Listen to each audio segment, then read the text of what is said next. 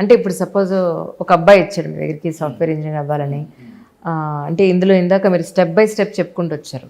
ఇన్ని నెలలు కోర్స్ నేర్చుకోవడానికి అవుతుందంటారు మీ ఉద్దేశ ప్రకారం? ఇన్ని రోజులు అంటే ఇప్పుడు ఒక గ్రాడ్యుయేషన్ అయిన అబ్బాయికి ఇచ్చే గైడెన్స్ వేరే ఉంటుంది. ఒక డిగ్రీ అయిపోయారు వీళ్ళు బీటెక్ ఇట్లా చదివి వచ్చినాక వాళ్ళని ఎక్కువ రోజులు ఎంటర్టైన్ చేయం మేము. ఒకటే సబ్జెక్ట్ పెడతాం, .NET జావానో నేర్చుకోండి, 5 months 6 months పడుతుంది, they will get the job.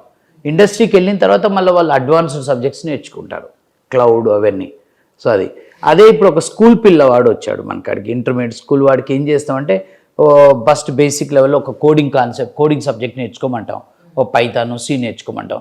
తర్వాత అప్లికేషన్ డెవలప్మెంట్కి ఒక జావానో .NET లేకపోతే Python with combination Django framework అని ఉంటాయి, నేర్చుకోమంటాం.